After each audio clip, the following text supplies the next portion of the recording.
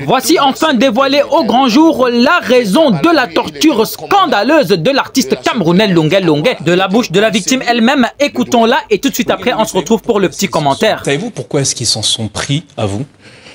Parce que ce ne sont pas des démocrates, ce sont des dictateurs. J'ai donné mon avis après une élection. J'ai estimé que c'est Maurice Kamto qui avait gagné. Vous parlez de l'élection présidentielle au Cameroun en 2018. En 2018. Et j'ai dit que c'est Maurice Kamto qui avait gagné. Et comme ces gens dont je vous cite, Tabala, Mimbankui et tous les autres, parce qu'on doit faire ce qu'ils veulent. On doit parler ce qui les plaît. Et moi, ma liberté de penser ne changera jamais, même s'il faut mourir. Alors, Joseph Betty Assobo, le ministre de la Défense, a réagi à travers un communiqué et ordonné l'ouverture immédiate d'une enquête au sujet de la vidéo que vous avez dévoilée ce mercredi. Qu'attendez-vous précisément de ces investigations? J'attends que justice soit faite. Dans un monde où la quête de dignité humaine, de la justice et des droits fondamentaux ne devrait souffrir d'aucune compromission, le Cameroun semble plongé dans un abîme d'injustice. La violence endurée par l'artiste Longué Longué, capturé, torturé et humilié pour avoir osé contester les irrégularités électorales, n'est pas simplement un fait isolé. Elle résonne comme un cri d'alarme face à une dérive autoritaire qui gangrène le pays depuis des décennies. Le scrutin largement contesté de 2018, qui a vu se maintenir au pouvoir le président actuel du pays, a été marqué par des accusations de fraude massive et des violations des droits de l'homme. De nombreuses voix, notamment celle de Maurice Kamto, ont dénoncé les manipulations et ont subi des représailles. L'incarcération de Kamto et la répression violente de ses partisans ont été révélateurs du grand mal qui mine la société camerounaise. Longué Longué, figure emblématique dans le paysage musical et culturel camerounais, a osé dénoncer ces pratiques, faisant de lui une cible privilégiée de certains acteurs. Sa demande instamment formulée de justice, de transparence et de vérité n'a pas seulement été rejetée, elle a entraîné sa destruction physique et morale, symbolisée par les actes de torture dont il a été victime. C'est là le degré le plus bas de la répression, utiliser la violence pour rendre muet ceux qui osent s'opposer. La torture est un acte inhumain, une violation flagrante des droits de l'homme qui ne devrait avoir aucune place dans une société qui se dit civilisée.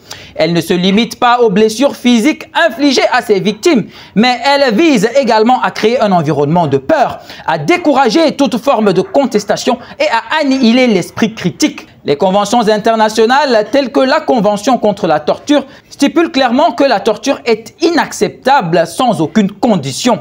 Pourtant, les actes perpétrés contre Longué Longué montrent que ces principes sont foulés aux pieds par un État qui privilégie le contrôle sur la justice. Le témoignage de Longué Longué, capturé et torturé pour avoir simplement exprimé ses opinions, est un indicatif de la barbarie à laquelle se livrent ceux qui sont censés protéger leurs citoyens. La vidéo récemment diffusée sur les réseaux sociaux qui montre son calvaire est un affront à la dignité humaine. Elle appelle à une mobilisation collective pour dénoncer ces atrocités et exiger justice pour toutes les victimes de la torture au Cameroun.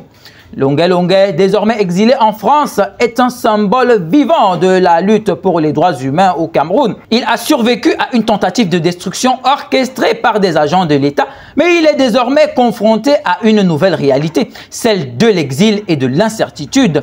Cette situation ne devrait pas être celle d'un artiste qui a consacré sa vie à défendre la liberté d'expression à travers sa musique. Malgré la situation désastreuse, il ne faut pas perdre de vue l'espoir qui émane des luttes pour la justice. La résilience est une force puissante qui ne doit pas être sous-estimée. De nombreuses voix s'élèvent à travers le pays et au-delà des frontières pour dénoncer les abus, soutenir les victimes et exiger des comptes. Les mouvements citoyens, les organisations de défense des droits de l'homme et les médias doivent unir leurs efforts pour mettre en lumière ces atrocités et ainsi mettre un terme à celles-ci.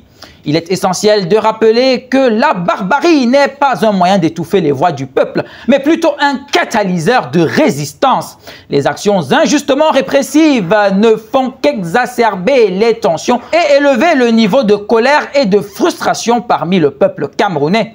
La torture ne doit pas devenir une norme. Chaque acte de violence d'État doit être dénoncé et les responsables doivent rendre des comptes. Pour cela, il appartient à chacun d'entre nous de prendre position et de faire entendre sa voix. Tous les défenseurs des droits humains doivent se joindre à cet appel, à ce cri de douleur. Il est impératif d'établir un suivi rigoureux des violations des droits de l'homme où qu'elles se commettent et de ne pas laisser ce genre de situation se banaliser. Il est crucial d'affirmer que la dignité humaine est inaliénable et que la lutte pour la justice est une solidarité universelle.